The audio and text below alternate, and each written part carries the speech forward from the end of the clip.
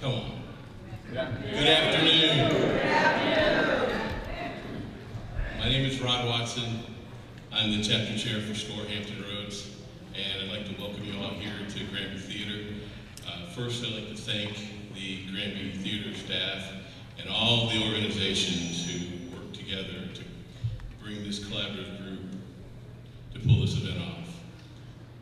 We've been kind of reminiscing on how we got here, and I think I didn't think I was salt and pepper when we started. It's been a lot. It's been a long time, but it's been a lot of collaboration from the entrepreneur resources here in Hampton Roads. And congratulations on attending the first of what we hope to be many I Eat Granby series events. SCORE has a relationship with the Grow with Google program, and it's been one of my goals during my time in the chair to host a large event. So I learned very quickly that this is not an easy thing to make happen. The good thing is that we've had lots of help, and I think we've got a great day for you, not just today's presentation, but also heading over to Roper Theater afterwards. So if you've signed up for the breakout sessions, great, we'll be ready for you. And then also the main panel afterwards. Sorry, but I've been told that the first Friday has been rained out. So what I'd like to do now is introduce our speaker. Our speaker for today is Randi Penfil. She's a Google supported trainer. She's a speaker with the Grow with Google partner program. She has more than 20 years of experience helping small businesses and nonprofits improve their digital marketing. As a professional speaker and trainer, Randi has educated thousands of small businesses and entrepreneurs before becoming a Google supported trainer. Randi educated and trained small and medium-sized businesses for Constant Contact as the Mid-Atlantic Regional Development Director. She brings enthusiasm and experience to every workshop and conversation about digital marketing. Her passion is helping small businesses take control of their digital footprint. So without further ado, I'd like to introduce Randi Penfil. Thanks, Rod. Thank you. Thanks. So let's see. I kind of walk a little. So if I'm not using a mic, can you hear me? Can you hear me in the back? No. Who said no? Not too well. So I'll stick with the mic, but what I'm going to do is probably take it off. I'm going to let you do that because I will probably break it, and then Google will get a bill.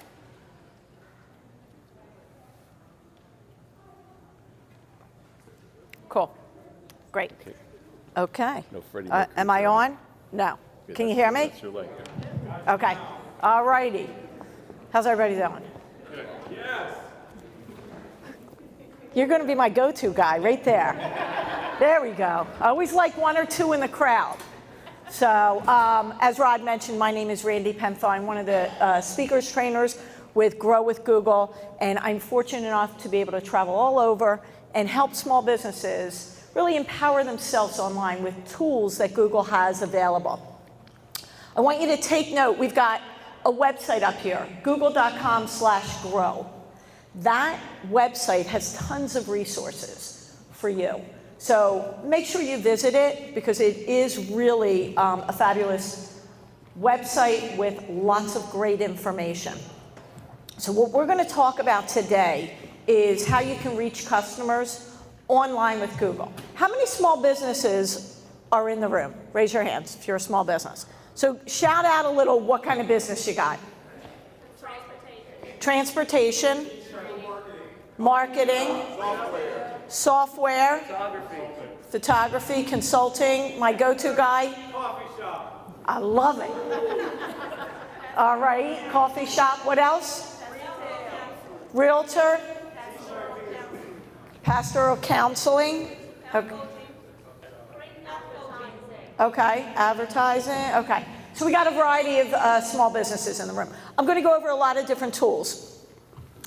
Take note of them. One of my last slides is going to have all of the resources that I discuss, all the URLs, the links to them, so you can take a picture of that. I'll leave it up there. I don't mind taking questions as I speak. If we're running out of time, I'll halt the questions. I'll take them at the end.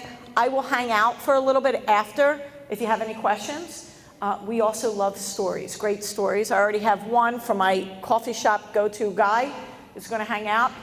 Give me a story. We love to hear why you're here, what you wanted to learn from my presentation, and if you liked the presentation and learned anything. So I take a quick little video and I share it with our leadership team, because really our program is all about helping small businesses. So without further ado, we're going to get started. Now, one thing I'm going to do, I'm going to start with a quick little video, as long as technology is in our favor today, which I think it is. Jordan's made that happen, right? Jordan up at the top. I'm going to start with a quick little video. As you watch the video, see if you can relate to any of the experiences that you see on that video. And let's see if it can start. Up. Jordan, can we hit it? Let's see. Up. Hang on. Just a moment.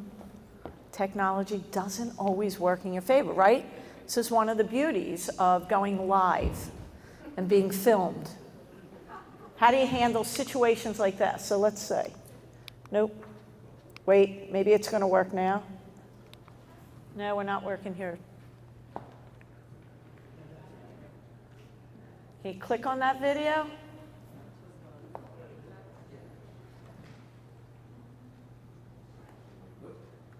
No, we don't have, did your hotspot go out maybe?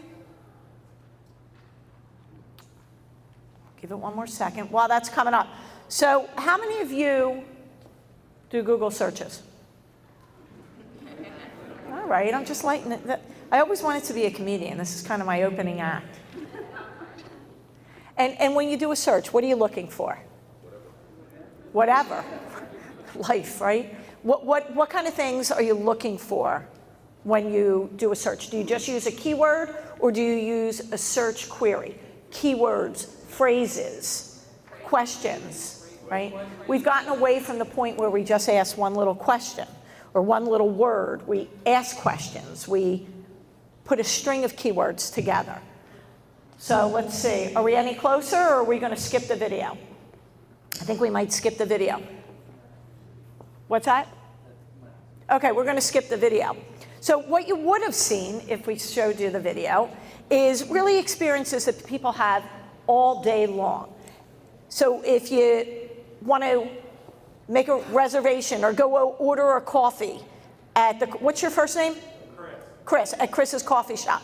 And you can do that online, you might do that. Or if you want to watch a video on how to build something or repair something in your home. Or if you want to, you see somebody wearing some great shoes and you Google orange shoes to see if you can find those exact shoes. Those we consider micro moments. Those I want to know, I want to go, I want to do, and I want to buy moments. Those are moments that we have all day long. And we as consumers have them all day long, from the minute we wake up to the minute we go to sleep. And we don't hold our micro moments, those needs, those questions, until the end of the day. We actually look for them in the moment, right? What do you do if all of a sudden you want to Google something? Do you wait till you go home and then pull up your desktop or your laptop, or do you do it in the moment? And where do you do it? Do you just, your phone? Who said that? Right, it's your phone. So those are those micro moments. So as a business, what I want you to do is start thinking about your customers, your clients, your future customers, future clients. What are their micro moments as it relates to your business? So think of those questions people ask you about your business. Those are micro moments. Those are needs that people are having in relation to your business. You want to start focusing on not so much what you want them to know, but what they want to know. those micro moments. So what we're going to go over today, now I'm not even advancing here, Jordan. It's not advancing? Let's see. My clicker's not, okay. So we're going to go over reach local customers with Google My Business. How many of you know what Google My Business is? Okay, so that's your business profile in Google. And all those that know what it is, have you verified it? Are you active on it? Okay, and I'm going to go over that. And then we're going to talk about reaching everyone on all devices. In today's world, it's a mobile world. People are searching from their smartphones. Over 50% of searches are happening from a smartphone. People are picking it up and they're doing their search. Over 80% of consumers used a search engine when looking for specific information, critical information about a business. 50% of searches are coming from mobile devices. So it's really important that your business is appearing correctly on all devices. And then we're going to touch on Google Ads. I'm going to talk a little bit about how that ad platform works. Anybody here doing Google Ads currently? Okay. What kind of business do you have? Product development. Product development? Okay. So we're going to touch on that as well. So first we'll talk about Google My Business. Google My Business allows you to appear correctly with the information that you're controlling on a Google search and also on the Maps section. Now, how many of you guys work out of your home and don't want your address exposed? So you can also hide your physical address if you don't want your address exposed. So really, there's no reason not to verify your Google My Business listing, to not get your business profile updated with the most accurate information, because you can hide your physical address. So just so everybody's on the same page, this is an example of a search engine results page. SERP, right? C-E-R-P. You do a search word query, so you're putting in keywords, multiple keywords. Up comes the search engine results. This is the organic section. Sometimes at the top, we have ads. On the side of the page is your business profile. Does that look familiar to everybody? So that's your business profile. That's your Google My Business listing. 87% of smartphone owners turn to search first in that moment of need, and 30% of mobile searches are coming or related to location. This is all about shopping local and doing business locally. And that's really what the business profile is about. Now, you do need to have a physical mailing address in order to get verified. You can't use a post office box. So even those that might work out of their home and don't want to put in their physical address, again, when you go to get it verified, you're going to put your physical address in, and then you can remove that address. But in order to get verified, you do have to put in a physical address. So this is kind of how it works. People have a micro moment, right? So you as the business have to sort of anticipate what is that micro moment. What are my customers, my clients, my future customers' clients? What are their I want to know, I want to go, I want to do, I want to buy moments related to my business? So those are the micro moments. They grab their phone, they put in a keyword search query, up comes the results page. Hopefully you're appearing on that results page based on those keywords. And then the goal is to drive the traffic for them to click on your link and drive traffic, say, to your website or wherever you want to be driving traffic. That's really kind of how it works. And when you put in your search query, a lot of times today, Google gives you suggestions, that near me suggestion or reviews. So people take those suggestions, especially the near me suggestion, because people want to do business locally. It appears correctly across all devices. It doesn't matter the device that it's on. It formats correctly, because in today's world, it's extremely important. The one thing you'll notice when it's formatting On a smartphone, you've got that call button. You don't have that on a desktop, tablet, or laptop. So it formats for people to be able to click to call. You also have the ability to add photos. Anybody here that's got a verified listing, do you add photos to your listing? Okay. You can also add short video, 30 seconds or less video as well to your listing. And you can also put them into different categories. So if it's your exterior of your business, or your products that you're selling, or team members, if you want to highlight people, you can actually put those photos into different categories. If you have cool space, you can actually connect with a Google trusted photographer, and they can provide a virtual tour. They do charge for that. What you'll do is when you're verified and you're logged in, you click a button and it connects you with certified Google trusted photographers locally, and they reach out to you directly about the cost of that. And special hours, if you have hours for your business, or if we're coming up to the holiday season and maybe you're for Memorial Day, and maybe you're closed for Memorial Day or you have extended hours, you can actually update those hours now so it automatically appears on Memorial Day or that weekend. Anybody using that feature? Anybody know about that? Okay. Okay.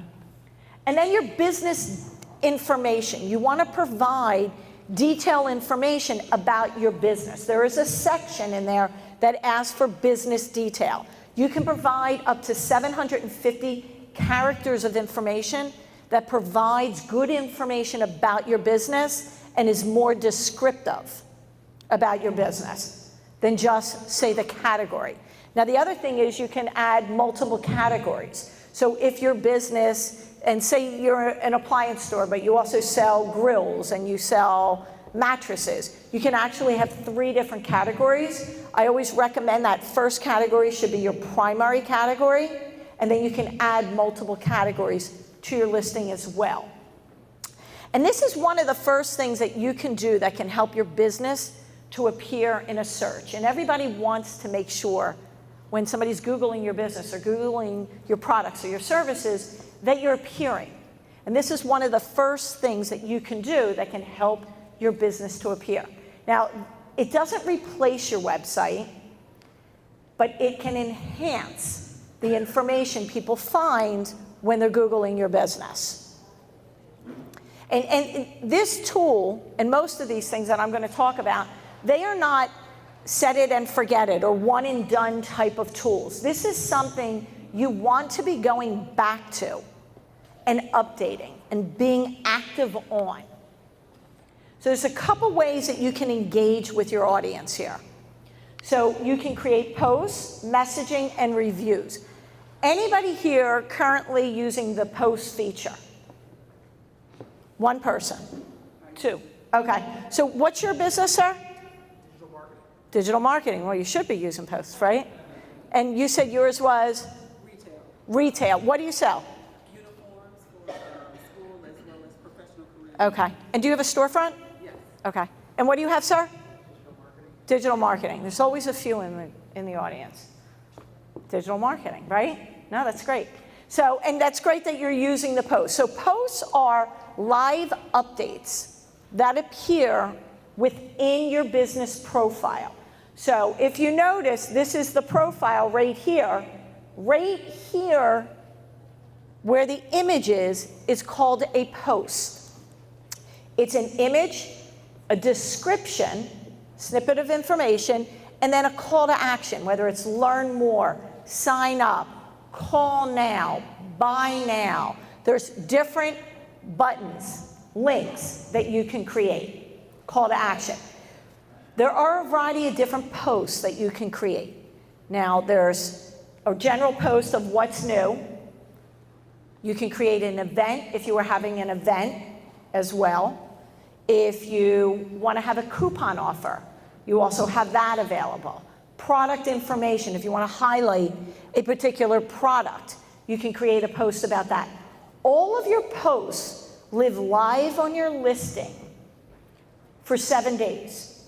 except for events. So if you're hosting or holding an event, you can actually create a post, and that post will last on your listing until the event has happened. Anybody here host events?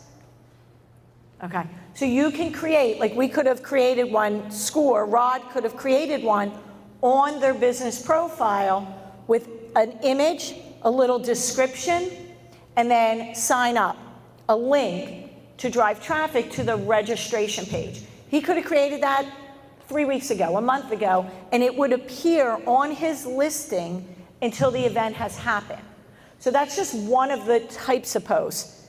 All the others disappear after 7 days. Now you can have multiple posts. You can have, I believe it's up to 6 posts live on your listing. And it creates kind of a little carousel on your listing.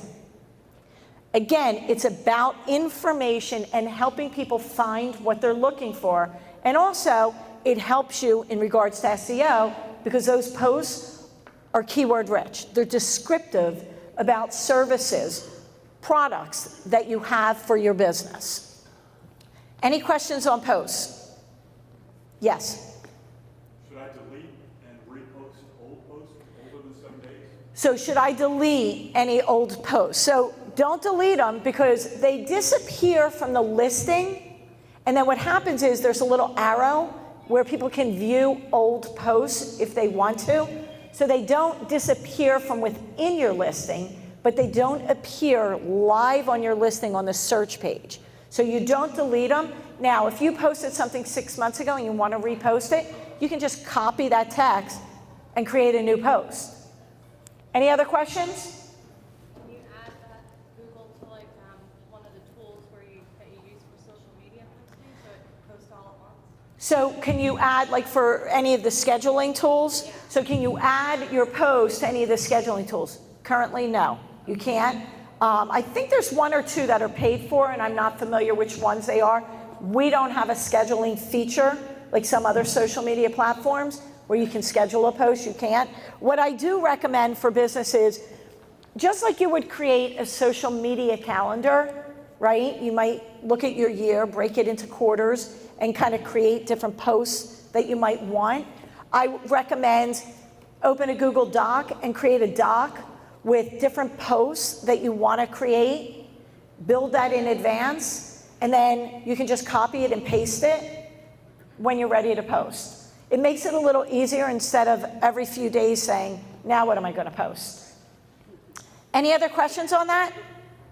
Everybody good? Okay. So next we have messaging. So messaging is another way to engage with your audience. This is something you can turn on and you can turn off.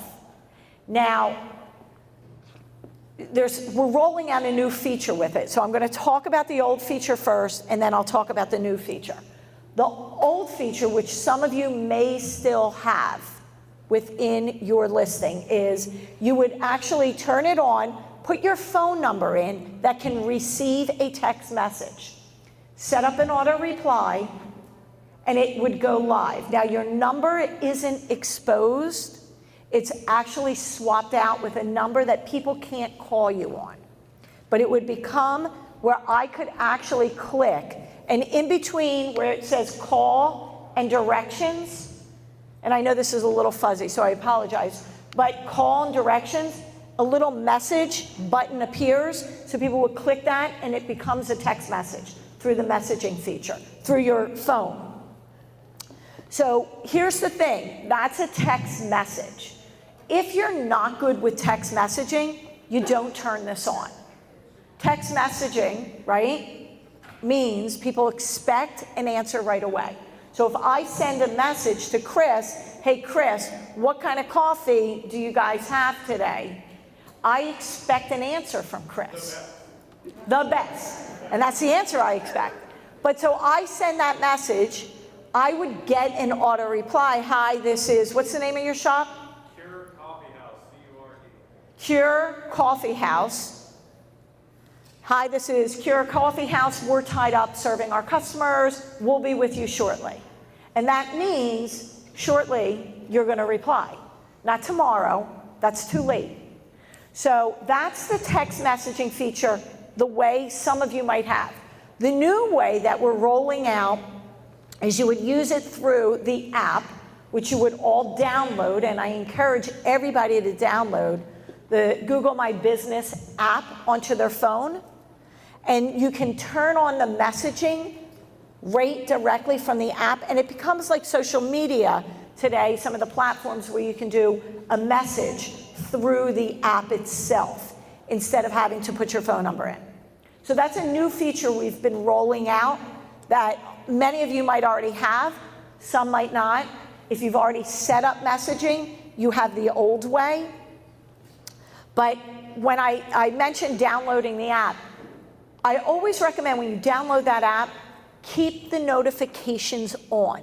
Don't turn off the notifications. Reason being, we respond a little faster when we get a ding come across on our phone than when we check our emails.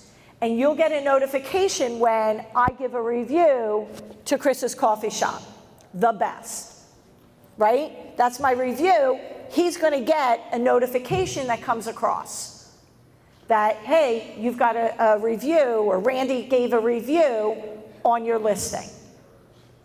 If somebody asks a question on your listing, or they add a photo, you'll get that notification. Now, you'll also get an email, but again, if you've got the app, you'll get, and keeping that notifications on, you'll get a little ding when that happens.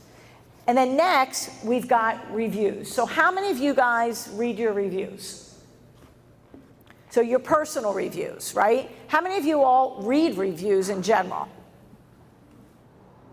Are we just tired? Nobody wants to raise hands? Come on.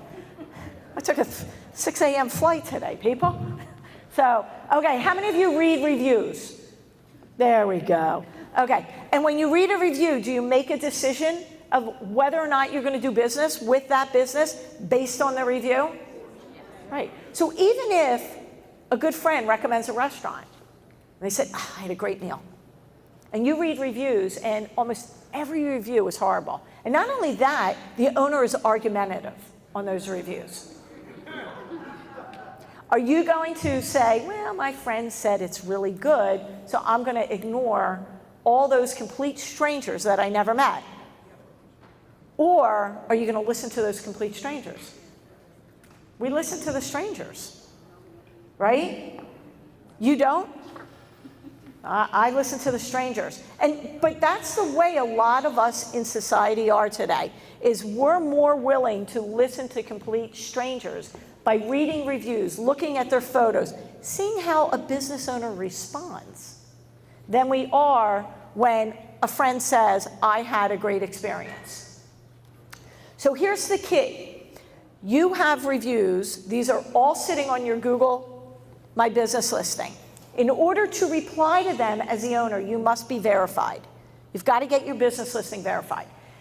Somebody gives a great review, you want to thank them for sharing their experience. Glad you had a great experience. Come back and see us again soon. We're always adding new uniforms into the store.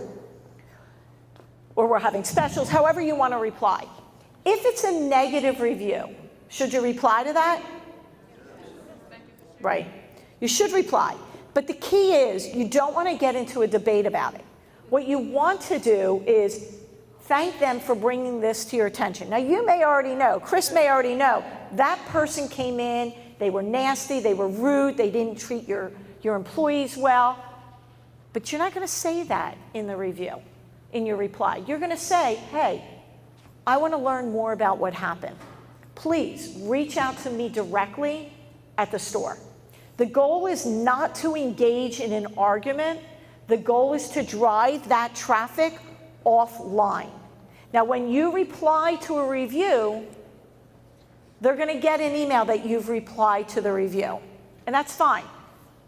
What I find is most time, those people that do leave a nasty review and you reply to it, they still don't respond to that, or they still don't come into the store or call the store. But what happens is your business looks that much better because you've handled a situation instead of arguing or ignoring. So I really encourage everybody to make sure that you're replying to all of your reviews. Any questions? Yep. Quick question. do I gauge the effectiveness of your platform's posts, messages, and reviews as far as directing traffic? Or how do I Okay. see whether or not my marketing dollars Is working. So question was, how can I see whether or not my marketing is working, right? So number one, this is a free tool, so it doesn't cost you anything. So you mentioned marketing dollars, unless you're hiring somebody to manage it. Number two, when I go a little further into this, I'm going to go over actually it's not on this, so I apologize, but there's insights where you can actually see how many people looked at your business profile, how many people clicked for directions, how many people clicked to chat with you, how many people clicked to call, how many people clicked to go to your website. All of those insights are within your business profile when you log in.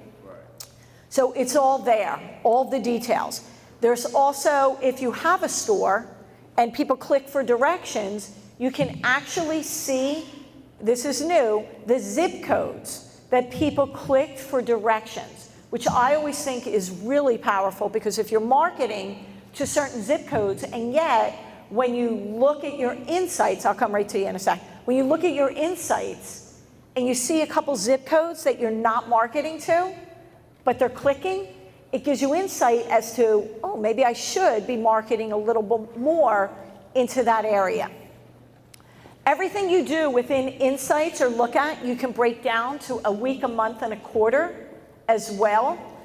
Another new feature we just rolled out into Insights, which is really important, is search queries. You can actually see the search terms people put in that your listing appeared for. So that's another great feature as well. You can see how many people viewed your photos. Now, another thing, going back to photos and the app, another great feature, and we're building out the app to make it even more useful for small businesses to take their phone, take a quick picture and post it. What you can do with the app is take a photo and you can add a caption to the photo so that it appears within your listing when somebody looks at that photo. So you might take a picture of different uniforms and be more descriptive on what those particular uniforms are. That is only available currently on the app. So a lot of these new features we're rolling out are all through the app. So I really encourage everybody to make sure you're using the app. Hold on one second, that gentleman had a, and tell me your business, what kind of business when you ask? Aerial photography. So I have a question regarding reviews. I've had 5-star reviews and good customers, but lately I'm dealing with what I consider spam. So 1-star review with absolutely no description. I've never heard of this person. They're not a customer, so I don't want to respond to them. What's the process for getting rid of that? Okay, so number one, let's address some reviews that we don't even know where these people are coming from. First thing you can do is you can report that review. So there's a way when you're logged in and you look at the review, there's a little flag. You can click it and it'll take you to another screen where you can fill out and report that and flag it. Now, that being said, we have certain guidelines. So if it falls within those guidelines, we're not removing it. So say you put that in and your comment is it's not a customer, and you flag it. Well, Google can't prove that's not your customer. So we won't remove that. I haven't seen that removed before. But what I do recommend for businesses, when you have reviews like that, is you log in and you say, hey, we checked our database. We have no record of doing business with you. But you know that, but you need to let everybody else know that. Because remember, reviews is the narrative of your business. People are telling your story. If you don't reply to the review, somebody else is taking ownership of your story. So if it's that 1-star, 2-star, 3-star, and you don't know where that person's coming from, it's okay to say, we checked our records, we have no record of doing business with you. If we did, please reach out to us. We want to learn what happened, but currently, we don't see any record of doing business with you. That's the only way to really address it, because it does fall within the Google guidelines. Did you have one question? Oh, I did, about the app. Adding this business pages to the app, can you add multiple business pages to one app? So if you're managing multiple pages, yeah, so you're doing it under your login, and your login probably manages multiple, your user on different profiles, correct? So yeah, you can have multiple ones on the app. As long as you're logging in under the right login, that manages it. Okay, everybody good? Any other questions on that? No? Okay. And I can say one last thing on that. I'm going to skip that. But one last thing on that is that if you have other people in your business that you want to help manage your business profile, you can add additional users. One thing I always recommend to businesses is, as the owner, you take ownership of that. You get it verified, so it remains as you're the primary owner of that listing. Nobody can remove you from that listing. You can add other managers, you can add other owners, but those other owners, so if somebody comes in and they're an intern, or they work within your business, and you want them to manage it, they can be an owner on it, but they can never remove the primary owner. The primary owner can remove anybody else that they've given access to, okay? So let's talk about reaching everyone on all devices. So as I mentioned, over 50% of searches are now coming from smartphones. 40% of online transactions are coming from mobile devices. So making sure your business is appearing correctly when somebody opens it up, regardless of the type of smartphone they're using, is extremely important. So let's talk a little bit about your website. So if you're looking at your website, or you're creating a new website, or redesigning your website, a couple things you want to think about. First and foremost is, why do you want a website? What's the purpose of your website? Who is your ideal audience? How will you reach them? And then how do you measure success? So a lot of times I hear when I do these workshops and I say, why do you want a website? Why do you have it? And who are you going to reach? And many times in the audience I hear from people saying, I want everyone to find my website. I'm building it for everybody. That's my ideal audience. And that's not true. Everybody has a target audience. So you have to think, who's my target audience? And if I have a website, what is the purpose? When somebody comes to my website, when I drive traffic to my website, what's the goal?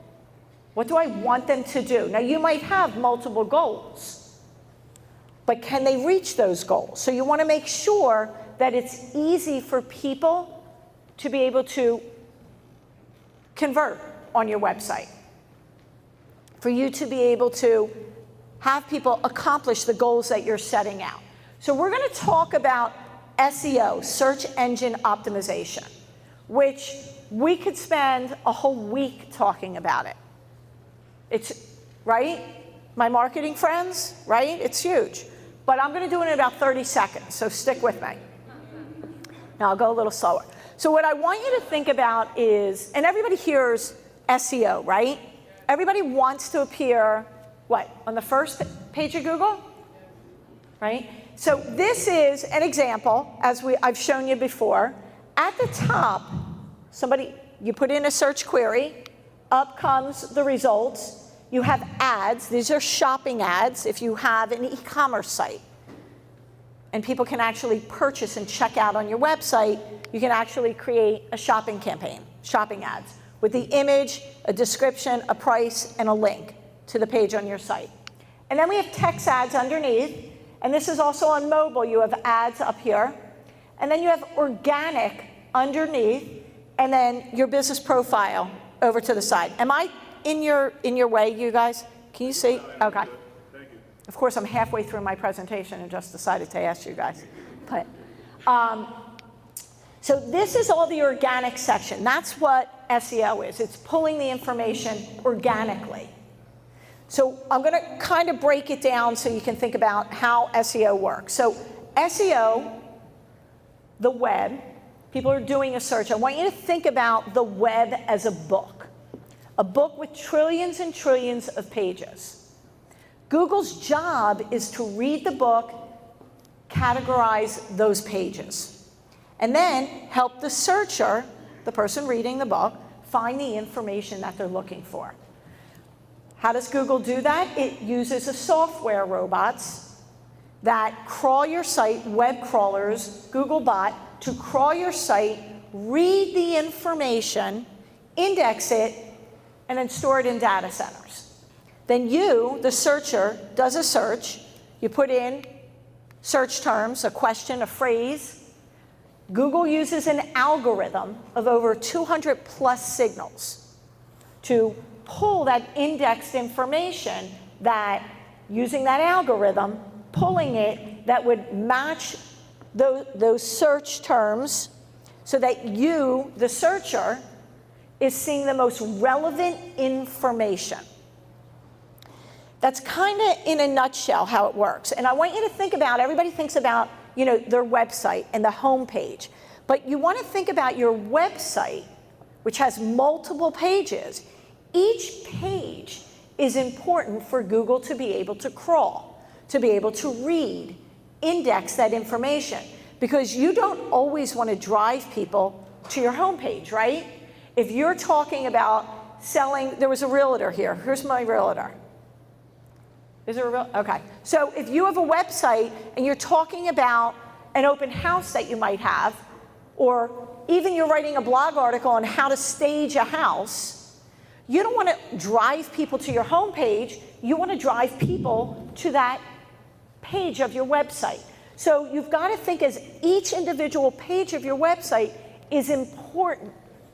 The goal isn't always to get people to come into the homepage. It's to drive people to where you want to be able to convert them. So your website is kind of its own book with many different pages that Google is reading. Now, the key is organization of your site really matters, which you build your site not only for the human visitor, you build your site for Google. So Google can crawl your site with ease, so it's organized. And Google can follow through on your site, just like the consumer comes to your site and there's a flow to your website. So the organization of your site matters. And then we've got useful original content. So how many of you guys blog and put content on your site? So remember, every time you add content to your site, you're drawing Google back in to crawl your site, to reread your site. So useful original content can also come in a variety of forms. It's not just text. Content can be images, it could be video. And the other thing, when you're writing content, don't write a whole bunch of paragraphs. How many of you sit and read a whole, you're smiling, my marketing guy. What's your name? Ocasio. Say it again? Ocasio. Ocasio? You're smiling because everybody writes these long blog articles, which I'm not saying is bad because it's good content, but you're better off using some images there, putting it in bullet points, because we skim information. We don't sit and read it like it's a book, right? So putting useful original content. And the other thing is you want to speak the language of your audience. Don't use terms that your audience wouldn't search by. So we're getting ready to turn our sprinkler system on, and one of the heads is broken, my husband noticed. So of course it becomes my job to now call the guy to fix it. So I wouldn't search by irrigation, residential, whatever the term would be for that sprinkler broken head. I would kind of dummy it down for me and say broken sprinkler head, fix, Those are the terms. You don't want to be using your industry terms. You want to bring it to the language that I'm speaking, the consumer is speaking and searching by. That's really important. And then you have text links, links around your site. You're driving traffic throughout your site. Excuse me. The other thing is, a lot of times people use text links, just click here, or now, or bio here. Be more descriptive on what you're driving traffic to. Again, Google, when it crawls your site, is reading, click here. Well, what does click here mean? Click here for the best coffee in Norfolk. Or click here for school uniforms, nursing uniforms. Be more descriptive in your text links, again. And remember, go back to that slide I showed you with the phone, and we talked about micro moments and then keywords that people are putting in. Think of the keywords, those search terms, those phrases people are using, and start building a list, because that becomes content, that becomes posts, that becomes part of image descriptions. So it's really important that not only are you thinking of those micro moments, but you're also thinking of those keywords, those phrases, search terms people are using. And again, it comes back to, what are the questions people are asking you about your business? And also, when you look at your Google My Business and you can see the search queries that people have searched by that your listing appeared for, those are also keywords that you're pulling in and building that list from as well. And then good page titles and descriptions. So your page titles and descriptions actually is what appears in the Google search on the organic section. So a lot of times people will have their domain name, their URL /home. Well, what does home mean? That's not descriptive. So be more descriptive on how you're titling each of the pages of your website, because that's going to also help you in a search. And it also helps when you're appearing on that organic page, on the page, because it's more descriptive and describes what people are looking for. Gives you a better opportunity to get the click. And also the description, the meta description of what the page is about. That also appears in the organic section when people do a search. And then fast load time of your website. So call out, how quickly or slowly do you think a website should load? Not my marketing guys. 3 seconds, 5 seconds, 7, 12. Okay, so let's just count out for a second. 1, 2, 3. You're done. You're over it. You're over it. You're right. With 3 seconds, we're like at that point, I'm going to hit the back button and click somebody else, right? So the ideal time that it should take for a website to load is 3 to 4 seconds.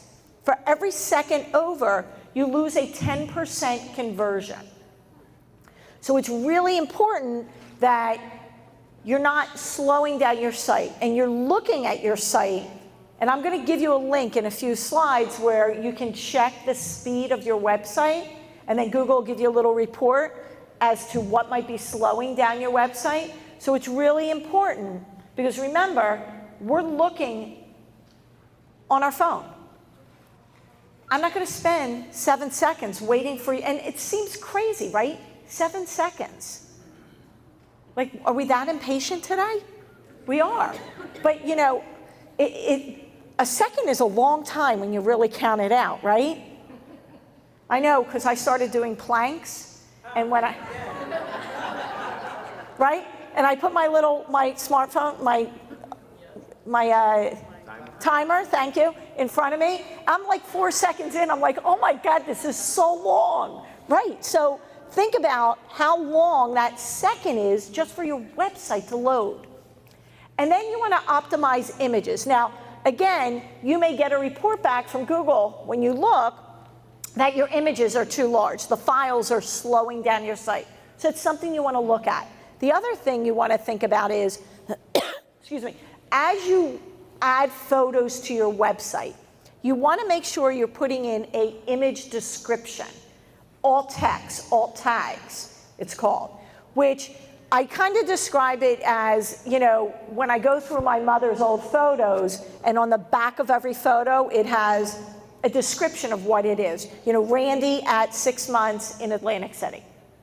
So it gives that image description of what that actual photo is. Same thing when you're uploading photos into your website, that you want to add a description. Now, this isn't a caption. It's not a caption. There's actually a place when you're marketing people, if you have a web designer, or you're using a platform that you upload your own photos, where it's going to ask what is the alt text or alt tag or alt description about that. Because remember, when Google is crawling your website, it can't read the images, it reads the text. So it's really important that you're descriptive. So if Chris is adding photos of particular coffee that he's brewing, he wants to describe what that is. The other thing is if somebody's visually impaired and they're using a screen reader, it also allows them to read what that image is as well. Any questions on any of that? Okay. One question. If you don't mind, could you go back? Uh-huh. Between the text links and I guess your normal URL, I'm trying to figure out how to, I guess, increase the efficiency, because from what I'm thinking, text links is just like products or things that you offer, and everything should lead to the URL, or is it one of those things where? So text links, so I'm not really sure what your exact question is, but so what you want to think about is the links that are on your website within, say, the body of the site, not so much the URL and the page description. The links are where you're driving the traffic throughout the site. So say you're a plumber and on your homepage you talk about plumbing, and then you want to drive people to understand what a plumbing tune-up is or an air conditioning tune-up is. That link, instead of saying click here, you might be more descriptive on what you're driving traffic to. Now hold that thought, because I'm going to talk about Google Search Console. Anybody here ever use the Google Search Console? I expect you to raise your hands. So how'd I do on the SEO stuff? Okay. Oh, that's all I needed, right? So Google Search Console actually is a fabulous tool because it talks about the health of your website, information about your website. So it could tell you the load time of your website, give you any error reports that Google's seeing about your website. It also, one of the key things that I really like is it gives you the search queries, the keywords, the phrases that people are searching by that your website appeared for, and the organic ranking of that information. So it gives a lot of information about your website. The other thing is you do have to sign in, submit your site to the platform, and what you're going to do is you sign in with your Google account. And when I talk about signing into any of Google tools, one single sign-in for all of the tools that you're using, for your Google My Business, for your Google Analytics, Google Search Console, Google Ads, one single sign-in for all of your tools. It's going to make your life a lot easier. Now, if you have multiple Gmail accounts that you use, you can always invite your other email address to be a user so you can access these tools regardless of the account that you're in. But one single sign-in for everything is really important. So you would sign in, and then it asks you to add a property, your URL. You then click that button, put your URL in, and Google comes back with a variety of ways, I believe it's 3, different ways that you can verify you actually are the owner of that URL. And once you verify it, you've got to give Google some time to then crawl the site and build its report. And then you would go back and you would see some of the information that I just discussed, and then a lot more. So again, it talks about the health of your website. Now, as I mentioned in the beginning, I said I'm going to give you a lot of resources that you can use. Not all of it is for everybody.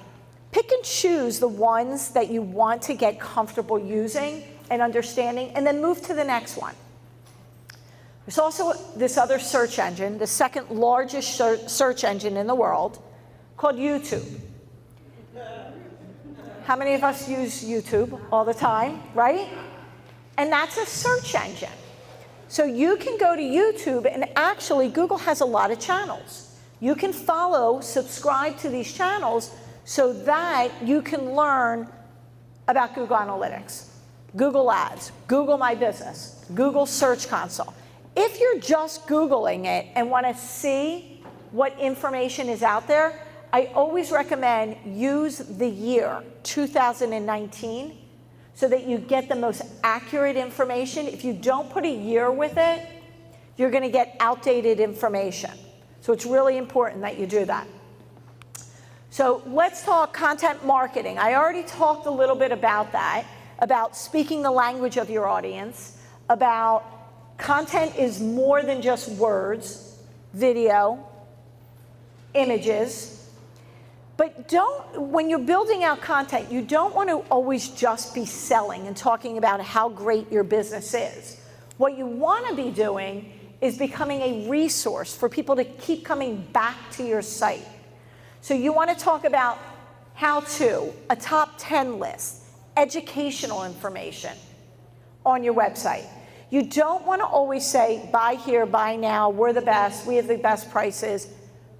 Become that resource.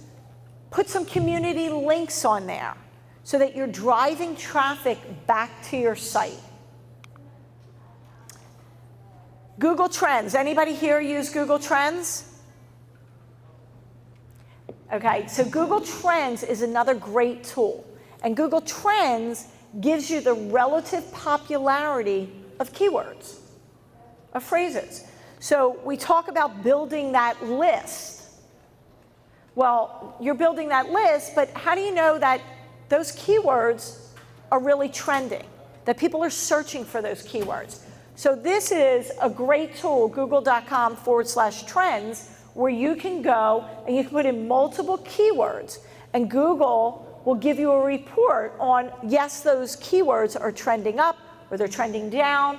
Now, you can put in a region and you can put in a time frame. Sometimes Google will come back and say, hey, you need to expand that region or you need to expand that time period. We don't have enough data on that specific region and time frame. So you just build it out a little bit, but it really gives you good information about those keywords that you're building that list for posts, for blogging, to add to your website. So I always encourage people to use Google Trends. Do you use it a lot? Yeah. So another great tool. How many of you guys are doing social media marketing? So it's another way to engage with your audience and being your business. You know, because of social media, we're a very visual society. So that's where also looking at your business profile and making sure that you've got a lot of pictures on there. Because when people are looking at social media, a lot of times they're looking at images about your business. So social media marketing, just another way to engage. And again, you don't want to always be selling. Become a resource for people on all the platforms that you're using. Email marketing. How many of you guys are doing email marketing? Okay, really? That's you going like this. I'm saying really. Okay. So email marketing, I always recommend. One of the things I always talk about with email marketing in comparison to social media is email marketing, you own your list. It's all permission-based. Don't buy a list. It's permission-based. I give you my card. I have an email. You say, can I add you to my list? You'd go to a networking event, you get email addresses. People come into your coffee shop or your business or the uniform shop, and they buy something, you capture an email address. You own that list. Social media, when the algorithms change, you're reaching less and less people. With social media, with email, the only way you're not reaching people is if they're unsubscribing, which is okay if people unsubscribe. It's okay if people don't open your email because you're still branding when that comes over in their inbox. So I always recommend a business use a platform, and there's a lot of professional platforms out there where you can track how many people opened, how many people clicked, how many people, what links did they click, how did they engage with your email. So I always recommend using a professional platform for that. So when you're thinking about your website, you're thinking about mobile. Don't forget, everything you do in today's world is about mobile. And Google looks at that, really, when they're looking at websites, and that you're mobile friendly, you're responsive, formatting correctly for the device that it's opened up on. So you want to focus on your navigation and homepage. And the thing you want to remember is, remember, a website loads top to bottom. So when you put in information about your business, don't bury your address or your hours or your phone number. That should be at the top, because that's important information. Now, that doesn't mean you can't have it at the bottom, but remember, website loads top to bottom. People want that information when they want it, right? Make it easy to search the site. The other thing I like on websites is if they have the search bar. So I can search, and I put in what I'm looking for, and then it takes me to the exact page of your website. Another great feature with that is that you're building your keyword list, because you can capture that data from the platform that you're using. What are the keywords, the search query, the terms that people are putting in when they come to your website? Make it easy to complete tasks.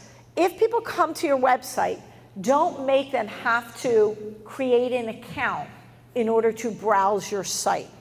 Allow people to either just come into your site or shop as a guest if they're buying on your site. Make it easy to fill out forms. So you want to capture information. You want to capture the first name, the last name, maybe the county or the town they're in, the zip code, and their email address. Don't ask them 20 questions, right? Yeah, you're smiling, I see that. So if you want to ask 8 questions, that's too many. I'm doing it from my phone. I don't want to have to sit and try and type it all. People are going to leave your site if you're doing that. So a few little questions, that's it. First name, last name, email address, zip code, city. That's enough to then build your email list and then send out an email if you want to capture more information. And then optimize for usability.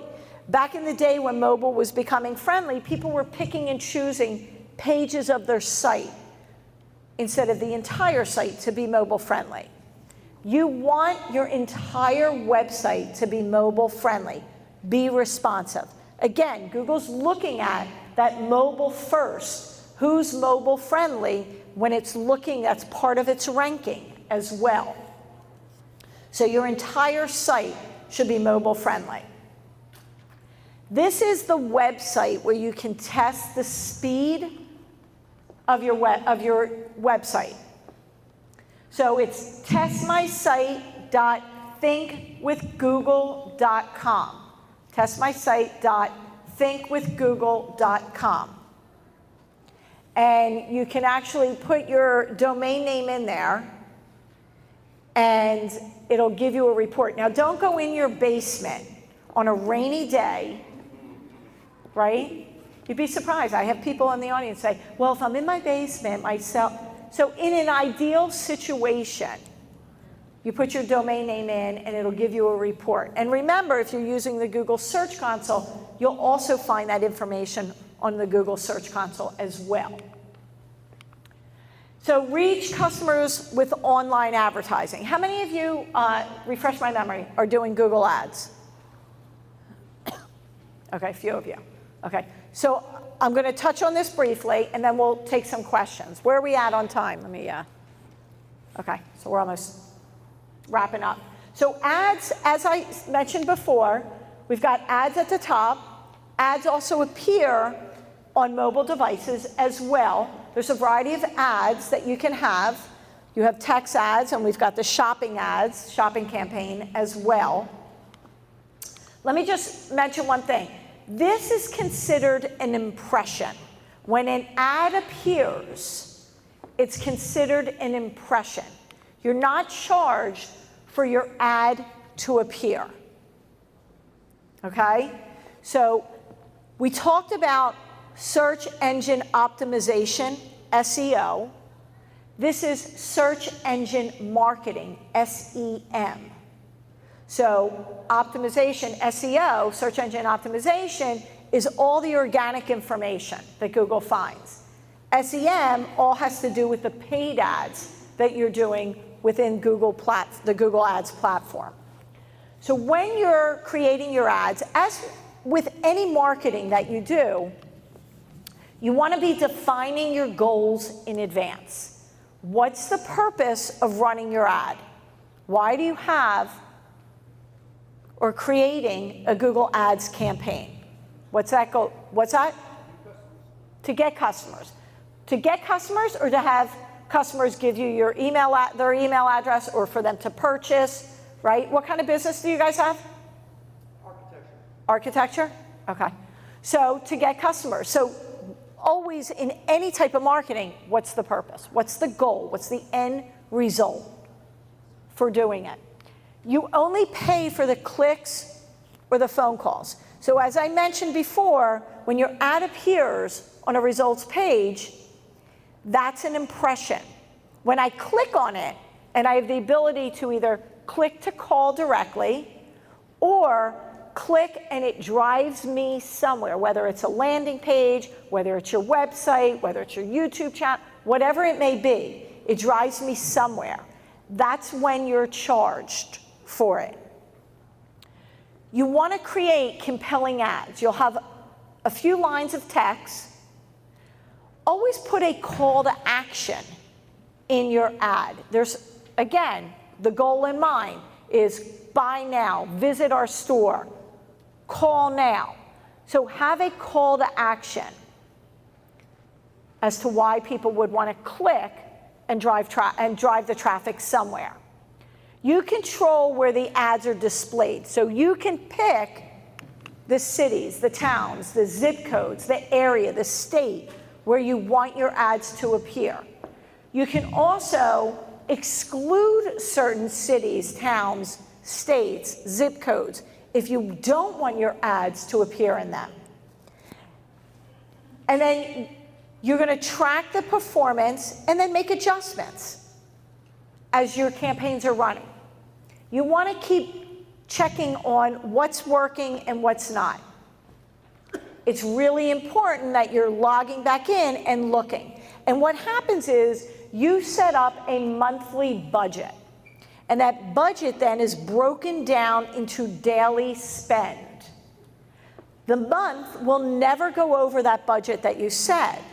Now, you may go over on certain days where there might be higher activity, but at the end of the month, if your budget's $500, that's what you're spending on Google. And you can pause it and unpause it as often as you want. You can schedule for your ads to appear certain times of the day. You can bid higher so that you're appearing more on mobile than on a desktop. So there's different features that you can create as you're building out your campaigns as well. Google Analytics. How many of you guys use Google Analytics or know what Google Analytics is? Okay. So we talked about the Google Search Console, which is really about the health of your website. Google Analytics talks about your visitors. What are your visitors doing when they come to your website? So, excuse me. When we talk about the visitors, within Google Analytics, it shows you all the sources as to where people came from. It doesn't matter if it's another search engine, or your Google ads, or your social media platforms, or your email marketing. Wherever that traffic is coming from and they come into your website, Google is picking that up. How does it do that? It's giving you a code that you put on your website, on every page of your website. Don't you pick and choose and say, I'm only going to put it on 3 of my pages. You want it on every page of your website. Because if I come to one of your interior pages, you want to track, what am I doing? Did I come from a mobile device or did I come from a tablet? What platform did I use? How long did I spend on your website? How many pages did I view on your website? What's my flow of visits on your website? Meaning, what pages did I visit? Did I come in and enter and leave on the same page? This is all information that Google Analytics can pick up. So again, how do you get that code? You sign in with that single sign-in, and then you get a code from Google that you put on every page of your website so that Google can track what your visitors are doing. And you can then pull reports within your Google Analytics. And within your Analytics and also your Google Ads, you can set up goals, conversions. So if you want to track how many people called, how many people submitted their email address, how many people purchased, you can actually set these all up so you can actually track what's going on. I have a question in the back. With analytics, are there robots that come through and it's going to show up as somebody hit this page, that page, when really it's not a somebody? So say that again. Are there some type of robots that come through, access your site, so it shows up on analytics as a session? So meaning spam, like, so different spamming type of. So you can set up filters within your analytics so that it filters out if you feel that you're getting a lot of fake data in there. There's different ways that you can set up filters in there. So I would say to you, if you want to learn that, go to YouTube, follow the Google Analytics channel so that you can learn how to set up filters. And also, there's tons of information when you're logged in. You can click for how-tos, do something within analytics. So we're almost running out of time, so I'm going to just go through the next steps. So you want to talk about and make sure that you're verifying and utilizing your business profile. Make sure you get that verified and you're updating it. That's one of the easiest things that you can do. First steps for any business that has a local service area. If you're strictly an e-commerce company, not the best tool for you. It's about local. Reach everyone on all devices, making sure that you're mobile friendly, your website's responsive, and then if you're interested in Google Ads, utilizing the Google Ad platform. So my last slide after this is going to have all those links that we talked about. I'll leave that up and you can take a picture of it. Remember, single sign-in. If you don't have a Gmail account, it's easy enough to create one. They're free so that you can use it for all of your tools. Go to accounts.google.com/sign-up. And then here's all the resources for you. I have like 2 minutes. I can take some questions, and if not, I'll take them in the back. Are there any tools in analytics right now to see what type of search queries come from voice search? That's a great question, and I don't have the answer for that. But now, that being said, I would assume that if it's not there currently, because it's so prevalent in today's society, that it will be there shortly. The other thing is, within your Google My Business, you know that you can now click for the voice assisted, so that your business appears when people are using that. Somebody else had a question? Yes. So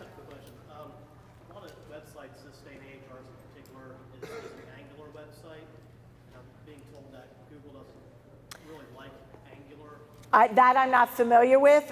Maybe if any of the marketing guys is more familiar. That I haven't heard. So you're saying Angular? Yeah, so instead of JavaScript, so my question was going to be, is there a way to convert, is there a type of converter that can take an Angular website and make it more Google friendly for their crawlers? I don't know the answer to that. But if you want to connect with me on LinkedIn, I'm happy to get you an answer. Okay, thanks. Yes. I've been wrangling with what's better, Facebook ads or Google ads. You may have. I would never say anything about another platform. I mean, I can only answer about Google Ads. It all depends on really who your target audience is. Where's your audience?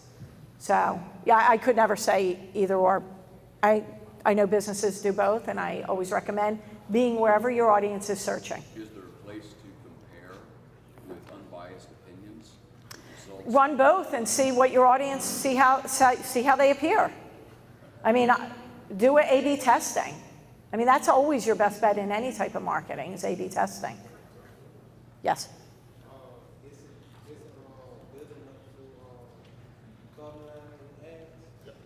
Is it, say it again? You know what, I'm sorry, I'm having trouble hearing you. Clothing line, can you do it with ads? Clothing lines? Yeah, you can, so can I do ads with clothing lines? So you have to be careful if things are trademarked and get special approval. When you log into the system and start creating ads, it'll walk you through those steps if you're using any particular clothing line's trademark names. And if there were one way to get on page one of all the ideas that you've given, which one would it be? So is there one way that I would recommend getting on page one? There's not just one way, because remember, it's an algorithm and it looks at a lot of different factors. So you really have to look at. What do you think is the fastest way? I'm not going to give you an answer and say the fastest way, because again, there's so many different things that your website needs to be doing, whether it's the load time, whether it's HTTPS, a secure site in today's world, whether the content is relevant. I mean, remember, there's different signals that Google's, over 200 signals that it's looking at, but fresh content is extremely important because you're drawing back Google into your site to recrawl it. And Google My Business is a huge, huge factor in this whole scheme of things, and making sure that you've got relevant, important information about your business. So we've got to wrap it up. I'll take one more real quick, and then that's it. So I'll make this hello, my name is Sonia, and my business is Stretch Couture. I make Thank you. clothing. So I have a drag and drop website. I use Weebly, but I have Okay. paid for the domain name, and so it's a .com. So my two questions are, can you use those things you mentioned, like for the analytics on, say, a drag and drop Yeah. website? And then my second thing is, you mentioned the Google Ads where I'm paying to advertise, but what can I do to get advertisers to pay on my site so I can earn money for that? That's a golden question, and it's a loaded question, so I can't answer it. So that I can't answer, but you can put Google Analytics on a site like that you're using. And a lot of times you have to Google that, how to do it, because a lot of times the designers are the ones that know the best way to add analytics to those types of websites. So, and that being said, I would recommend any website you have, regardless of the platform, analytics should always be on there. Even though you can get stats from those different platforms, it's really important because you may stop using that platform in 6 months and use a different platform. That same code's going to go with you regardless where you go. So we're going to end it because we're running out of time, so I thank everybody. And if anybody wants to give me a story afterwards, I'm happy to grab a story. Thanks, Randy. Hang on, don't go too far. Marketing company. It's nice to have somebody stand up here and say what I say all the time. So those of you who've been in my workshops, Thanks, this is Rob. a ditto. So it's good to have support in that way. As Randy said, she had a 6 a.m. flight this morning from Buffalo. I was in Buffalo this morning. And, Yeah. And came to she's home. You're out of Baltimore, right? I am. So, and we changed our time in all this planning that we've done, and she adjusted her schedule to come in earlier. So she's been a champ, and I really appreciate her being very flexible and communicating.